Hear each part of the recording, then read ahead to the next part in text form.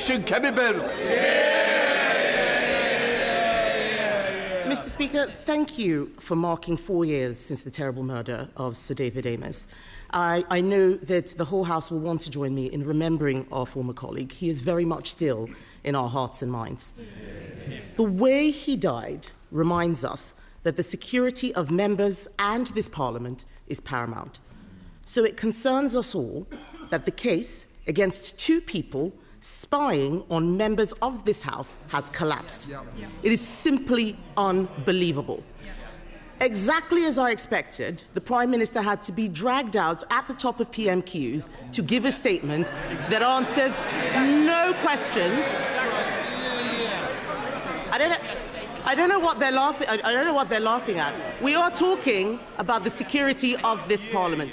He had to be dragged out to repeat only more obfuscation. It is simply unbelievable. It is simply unbelievable that he is trying to say the last government did not classify China as a threat. So I will refresh his memory. In 2021, the previous government's integrated review described China as the biggest state-based threat to the UK's economic security. In 2024, the Minister for Security said from that dispatch box that China poses a threat. But let's leave aside the government.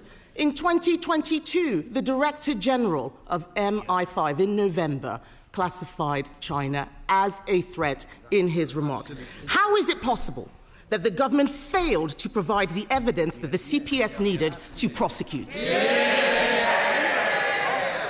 The substantive evidence was provided in 2023 by the previous government. That is when the witness statement was submitted. I am going to disclose it. They will all be able to read it. The substantive evidence was written and disclosed and submitted in 2023 under the last government. I noticed she didn't indicate whether ministers were involved in that at the time. Mr. Speaker, she questions what's in the review, the refreshed review in 2021 and 2023. Let me be clear. The then Foreign Secretary, sitting, I think, over here, the Honourable Member for Braintree, 1 month after the arrest, so absolutely the relevant time, gave a speech at Mansion House. It was called Our Position on China, setting out the government's policy. He said in that speech, summing up China as a threat in one word would be, his words, impossible, impractical, and most importantly, unwise. Foreign Secretary, Mr. Speaker, it wasn't just him.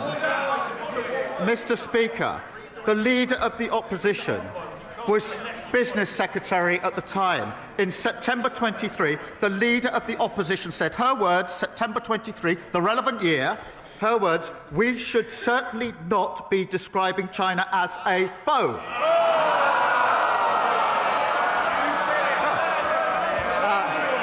It's worth looking up the word foe in the dictionary, Mr. Speaker. She went, Mr. Speaker, it doesn't end there, Mr. Speaker. In September 2024, the Leader of the Opposition said this, I quote, I have shied away from calling China a threat. She is playing politics with national security. The Prime Minister can read the beginning of a quote. Let me finish that quote. At the end of that quote that he just read out, I did describe China as a threat. But this whataboutery that he is doing neglects the fact that those spies were charged under a Conservative government. They were let off under Labour. He has not answered any questions. On Monday, Mr. Speaker, on Monday, the Security Minister repeatedly told the House that ministers did not take decisions, that it was the Deputy National Security Advisor who had full freedom. Is the government seriously saying that only one man, the Deputy National Security Advisor, had anything to do with this failure? Is he seriously saying that the Deputy did not discuss with the National Security Advisor, did not discuss with the Home Secretary or with anyone in Downing Street? Is the Prime Minister seriously saying that? Yes. Mr. Speaker, let me explain why. Firstly, The case was charged under the last government according to the evidence submitted under the last government, which set out their policy decision. What was an issue in the trial is not the position of the current government, the position of the last government. And they carefully avoided describing China as an enemy because that was their policy at the time. Mr. Speaker, so far as the position under this government is concerned, no minister or special advisor was involved, and I will double-check this because I've had it. I will double-check this. So, Mr. Speaker, this is important. After the charging decision,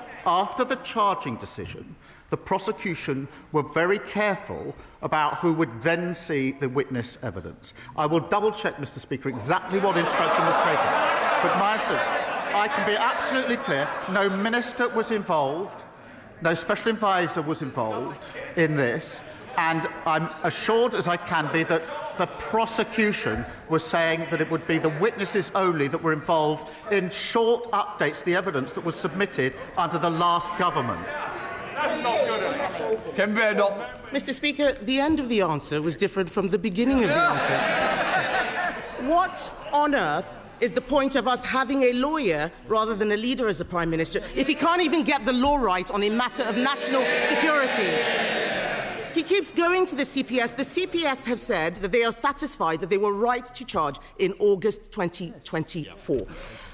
The Sunday Times reported that Jonathan Powell, the Prime Minister's national security advisor, convened a secret meeting to discuss the security consequences of the China spy trial. Did the meeting happen, or is the Sunday Times making it up? Mr. Speaker, she's clearly not a lawyer or a leader. Mr. Speaker.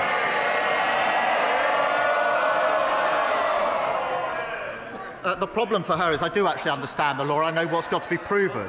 I've also looked at the evidence. That was put in under the last government in relation to this case.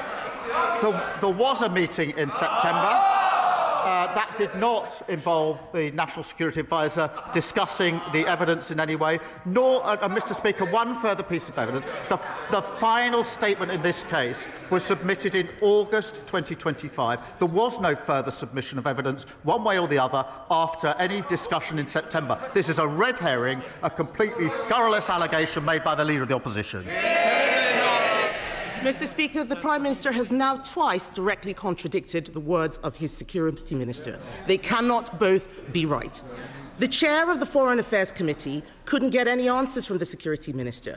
The CPS said that they were satisfied that the decision to charge the case in April 2024, not August, in April 2024, was correct on the basis of where the law stood at that time. This is a matter of fact. It is not a matter of what the previous government had thought. It is not a matter of it not meeting a legal test. It did. Something must have changed when the charges were brought and when the case collapsed. The charges were brought under us. The case collapsed under them. Can the Prime Minister tell us what changed and what collapsed the case? Mr. Speaker, I've said I will publish the witness statements in full. The whole House will then see exactly what was set out in 2023 in the substantive witness statement and exactly what was set out in the two supplementary witness statements, and she will then realise what she's just said is entirely baseless. Mr. Speaker, the CPS has said in the clearest terms that this prosecution was dropped because this government did not provide the statement they expected. Why should we believe a man who, at the last Prime Minister's questions, said he had full confidence in the best friend of a convicted paedophile? Forgive us if we don't trust a word he says. This all stinks of a cover-up. Given his statement earlier, will the Prime Minister publish today not just the government witness statements, but also the meeting minutes and all of the correspondence that he had with the CPS?